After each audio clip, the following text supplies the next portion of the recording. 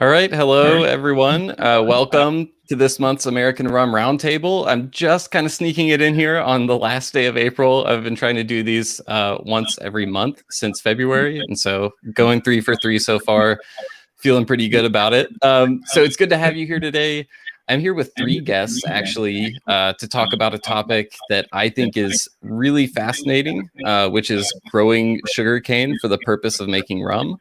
I'll go west to east in my introduction, kind of. So we have Steve Jefferson from Kuleana Rum Works in Hawaii. We have Erik Vonk from Richland Run in Georgia, and Pepe Alvarez from San Juan Artisan Distillers in Puerto Rico. So first of all, thank you guys so much for being here. Really excited to talk about this with you today. Great to be with you, Will. Yeah, thanks for having us. This is super exciting for us. Thanks. Yeah, absolutely. Thanks for the invitation and putting this together. I think it's really exciting to be here. Definitely. So before we get started, I'm Will Hookinga from American Rum Report and Zavvi.co. And like I said, this is the third kind of roundtable we've done together. The goal of this is really just to gather a handful of rum producers from across the country and talk about a specific topic. And this is one I've had in mind from the beginning because, you know, I've always admired people who start distillers, just because it's from everything I've seen from the conversations I've had, it's not easy at all. It takes a ton of work from the business side, also the creative side of like actually making the rum, you know, that's a challenge as well. And sorry, guys, I was getting a little bit of an echo, so I may just kind of mute and unmute mics. So if you see that, just disregard it. I'll unmute you in a second. But basically, the interesting thing about all three of you guys is, you know, the challenge of starting a distillery and making rum wasn't enough. You also wanted to grow sugarcane, manage a farm, and do all that. And you're doing it in places where these days it's pretty uncommon. You know, Puerto Rico obviously has a long history of rum production, but the sugarcane industry has largely gone away. Hawaii has a really long history of sugarcane production, but the industry is kind of phased out over the past few decades. And Georgia, you know, is a history of sugarcane production, but not the first place that comes to mind when people think about rum. So anyway, before we jump into everything, I want to say hello to everyone I see in the chat. We have Justin Owens from Thrasher's Rum in Washington, D.C., Dave Russell from San Francisco, John Atkins in Virginia, Brad Krause making rum all the way down in Panama, Jer Anderson. So good to see you all. Feel free to say hello. Let us know where you're joining us from. It's always cool to see that. And also, if you have any questions for Pepe, for Erik, for Steve at any point during the live stream, there's a little button at the bottom that says ask a question. So just pop your questions in there. You'll see me looking over here. I'm keeping an eye on those. Always love to get questions. So please don't be shy about submitting those. And last but not least, invite your friends to join us. There's a share button at the top that makes it easy to do that. Tyler from Kohana Rum. Awesome. Hey, Tyler. So that's the hard thing about putting these together is like, I always, you know, want to put like 9 or 10 people on them because there's so many interesting people making rum. Tyler is, Kohana is a great distillery, growing sugarcane as well in Hawaii. So, good to see you. Ernest. Hey, what's up? Awesome. So guys, to get started, the first thing, you know, I alluded a little bit to just how unique, you know, your situations are. Not a lot of people doing what you're doing. I'd love for each of you to kind of give some brief background on what pushed you to do this in the first place, to start your distillery and to grow sugarcane and use that for making rum. So, Steve, maybe I'll pick on you up first if you want to jump in and give us the backstory. Yeah, great. Again, thanks a lot. This is super exciting for us.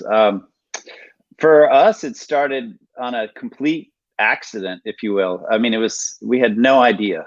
So we were sailing around in the Caribbean. We'd left Hawaii in 2006, when we figured the housing market was going to crash, and we didn't want to get caught in a crash in Hawaii because it's not that fun. So we were fortunate enough to have just enough money to buy a sailboat and squeak out of there. And so it was a big risk. We had a 1- and 3-year-old, and we were just sailing around in the Caribbean.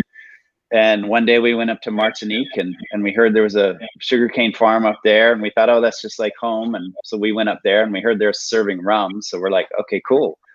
And we made our way up there, and it was beautiful. And we, you know, when you're living on a boat, you want to live on a house. When you're living in a house, you want to live on a boat. So we're looking at this going, oh my gosh, you know, this is where we want to settle in a place just like this. Right. The farm was beautiful. And then it was DePauw's Distillery, if anyone's ever been there. And we were just sort of struck with how beautiful it was. And it's very similar to Hawaii. And then we tried the rum, and I was blown away. I'd never had rum with that much sort of character and flavor before. And that was rum agricole, which, as everybody knows, it's rum made from fresh sugarcane juice. And I was just, wow, what is this? And within 5 minutes, my wife and I looked at each other and said, we got to move back to Hawaii and start this, because this is unbelievable. And that's basically how we got started. Excellent. Pepe, why don't you jump in and tell us how San Juan Artisan Distillers and then that big field of sugarcane you have behind it came to be? Sure. Thank you, Will. Thanks again for getting this together. It's really exciting and fun to be sharing this platform with these two panelists, and the rest of the group out there. Well, our story is very similar to Steve. I've been a landscaper all my life. I got out of high school in '76, and there was a horrible economic depression in the island. I couldn't find a job anywhere. I needed a day job, and I needed to, you know, I would study at night. And I had worked 2 summer jobs previously as a landscaper, gardener, with these friends, and it was a perfect fit for me. I grew up in front of the ocean in Santurce in Puerto Rico on the beach.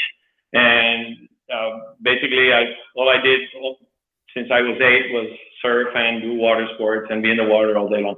So I got into landscaping because I could go surf whenever the waves were good and shut the shop down, and I could go surfing. So I grew up in that and started the landscaping business, and one thing led to another. A lot of people started calling, and they needed landscaping services, and the business grew incredibly. I bought one farm, then another farm, then another farm. All of a sudden, I didn't have any time to surf anymore.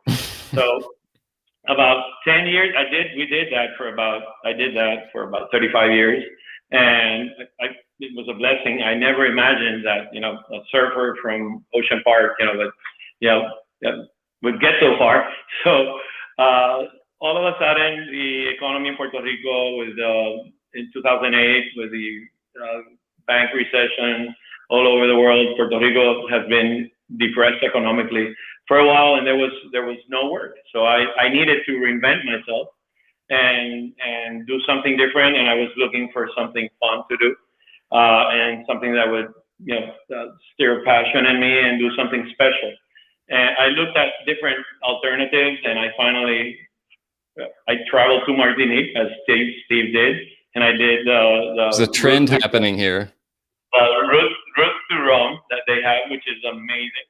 And my wife and I visited about 5 or 6 distilleries in 5 or 6 days. We stayed there, and we stayed at this little beautiful boutique hotel that was owned by one of the distillery owners that I had contacted, the people from Nissan, who make incredible rum. Yeah, very good. He referred me to other. We basically were just window shopping and steering an idea, and we fell in love with the concept and saw the potential that this had in Puerto Rico. Puerto Rico being so well known and so famous worldwide for its rums, and in the Caribbean, that it felt like a perfect fit to create a special distillery that produced something similar to what we had experienced, the same as Steve did in Martinique. And it would be something unique. We wouldn't be coming into this big market that has traditional molasses produced rums. It would be a very difficult to compete in that world. So having the experience that I had with the landscaping business that I grew, I grew plants, sugar, palm trees, and we produced everything. And sugarcane is a gramínea. It's from the family of the grass family. It's So I had been growing grass for 30 years, and I thought it would be similar. How wrong was I? It's a totally different animal. It's affected by wind, by excess water, by this, by that. But sugarcane, you basically mow like a sod, and it grows back up. It's part family of the bamboo family as well, which are gramíneas as well. So I decided to go forward with it and start to reinvent myself, and started substituting the planting of the sugarcane, of our grass, our sod, and our plants, because there was no business going on with sugarcane. And little by little started assembling the distillery, and different opportunities surged. That distillery that was available, owned by a French company, spirits company in Trinidad, became available, and it was a complete French distillery that had these amazing Chalvignac pot stills, 3 of them, and a bunch of tanks and fermenters and everything. So I basically flew down there, was able to buy everything, packed everything, loaded everything in the truck, and sent everything to Puerto Rico, and started assembling the distillery. And it's been basically a lot of work. I never imagined I'd be working as hard at this point in my life, 10 years later. But we're having more fun than ever, and it's really incredible. Awesome. Are you getting any surfing in these days? I have 2 longboards in my garage, and last time I went surfing, I almost got drowned. So my family said, we think you should take it easy with the surfing thing. Stick to the rum. Stick to the rum. We don't want to lose it yet. So we've been doing lots of boating. We enjoy Puerto Rico's located geographically an incredible place where you can sail from Puerto Rico all the way down to South America, and it's a stepping stone, one little island next to the other, and it's just incredible. So we've been doing lots of boating and scuba diving lately, and discovered that recently, and having a lot of fun. And doing rum every day. Squeezing it in, yeah. Erik, so I think you've actually been doing this the longest out of everyone. Richland, did you start in like the late 90s? Am I remembering correctly? 1999, yep. So it's also interesting, just because I think when people think about sugarcane, they think about tropical locations. I think Hawaii and Puerto Rico, people see it fitting in there. People don't realize as much, I think, places like Georgia, where sugarcane has grown for a long time. So how did you put that together with rum? How did it all get started?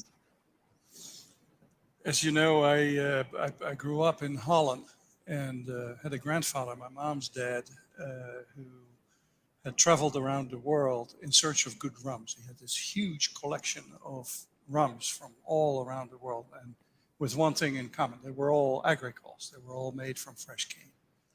And as an impressionable teenager, he explained that way you get a very different product than when you make rum from molasses. And that always left me with an idea that, hey, if there's ever an opportunity to grow some cane, I'm going to do it and make rum. And so many decades passed, and all of a sudden I found myself living in Atlanta, Georgia. And even after a number of years living in Atlanta, I had no clue that Georgia, the southern part of the state, had ever produced rum. And one day, driving here in this area, southern Georgia, I saw there was a little stand along the road, and a guy selling sugarcane syrup. He had this old grinder, and he was selling sugarcane syrup. And I was driving by, and I thought, sugarcane syrup. And all of a sudden, I said, sugarcane syrup. I pulled the unit, wait a second, yeah. And went to him and said, hey, sugarcane, where do you get that? And right behind this guy, there's this patch of sugarcane, and he looks like me, like, oh, there's this guy, probably from the big city, and he goes, pointing at the sugarcane behind him. So that's how I found out that southern Georgia, it's as far north as you can grow cane, but it does. Some varieties do actually very well here. And what has been interesting is that I found out later that the varieties that do well here in Georgia, Alabama, Mississippi, Louisiana, some of them have been introduced by Dutch immigrants from Indonesia in Oh, the fascinating. 1800s. And there's a variety that I now grow called POJ. And a lot of people always ask, what POJ, what does that stand for? It's actually Dutch. Proefstation Oost-Java, testing station Eastern Java. And that Wow. was a variety that was developed there, taken by Dutch immigrants here to southern Georgia, and it has spread all over the southern part of the southeastern states. So that's how it, I how it love all that. developed. It's interesting because I spent a lot of my childhood in North Alabama, and there's a similar dynamic where you go to the southern part of the state and you'll see things like people selling sugarcane syrup or having little patches of sugarcane. But I was totally unaware of all of that, being in the north part of the state. So yeah, it's kind of fascinating how there's little traces of that kind of throughout the southeast if you know where to look. So I want to give everyone a little bit of a sense of what sugarcane production looks like for each of you. I've pulled up some pictures, and Erik, you're first, so I'm just gonna grab these. But I'd love if you could just kind of give people a sense of where your farms are relative to your distillery, how much sugarcane you're growing, and what production kind of looks like throughout the calendar year for you. Yeah, be happy to. The distillery is in a small town called Richland, and that's what the town has been named after the brand, right? No, that's the other way. You get the other way around. But the farm is about 5 miles outside Richland. We have a larger farm there, but we grow about 300 acres in cane. Wow. Primarily POJ and some varieties that go back to what is called Georgia Red or purple ribbon, the purple ribbon varieties. The yields are not very good. As far as that's concerned, I'm going to be very jealous of what Steve and Pepe are going to share with us. But because of the climate environment, we're way north of the tropics. Mm-hmm. We can harvest once a year. Usually we start around Thanksgiving, late November.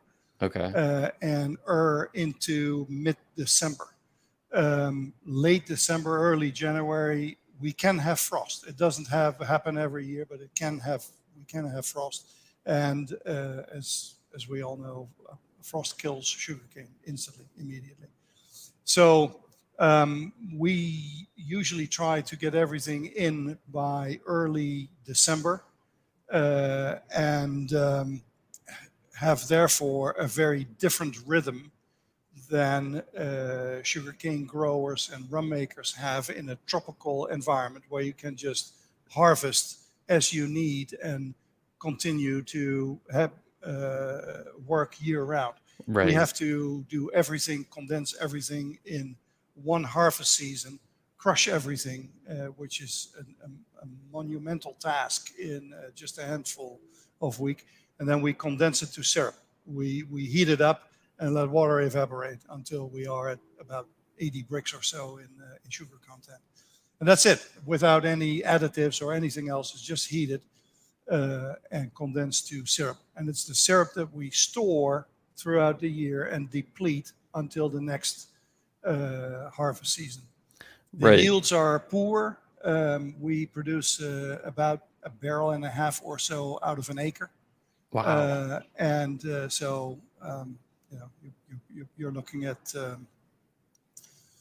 400-ish, 450 barrels of rum out of what we grow. Wow. And when you talk about the yields, I know obviously you're working on a condensed calendar. So that kind of puts a limit on how much you can get out. Is the environment you're growing in, does it also diminish like the amount of juice you would expect from the cane as well? Yes, the cane doesn't get as tall. Okay. maybe 8 to 10 feet is as much as we get. In tropical areas, it can be much more. Also, the size of the stalk therefore remains limited. By the way, we usually plant in August, September, just enough time for the planted stalk to develop roots, and then by the cold season, it stops growing. Of course, whatever has been sprouted out, like small sprouts, like you see in the picture, sometimes freezes, but the roots will survive. And then as soon as the temperatures go up and the soil gets warmer in February, March, it grows. So you have an about 14 months growing season, like you have in the tropics. The number of gallons per acre, it would be far less than you would see in tropical areas. I would say we yield about 25 to 3,000 gallons per acre. But the sugar content is high. It's a very sweet, high sugar environment. And you talked about. Wait, Will, can I ask him how high? Just curious. Absolutely, yeah. Jump in, please. What is the Brix? As a matter of fact, I need to provide you that answer later. I don't know by heart. Oh, okay, sorry. I'm not going to say anything that later can be held against me. But it is comparatively high. Maybe I can look it up while we're talking later on. I've had a lot of support from the USDA. They have a station in Louisiana where they have a couple of agronomists who are specialized in sugarcane. And the interaction with them over the years, over the decades, has been very intensive. And we've had a lot of help from them. And it's there, Steve, that we've seen comparative tables in varieties and in regions, and seen that the region where we're in, running from Louisiana up to basically into South Carolina along the coast, most varieties tend to have relatively high sugar content. Excellent. Well, Steve, I'd love to go to you next. Give us kind of the lay of the land of what things look like for you at Kuleana in terms of your sugarcane production.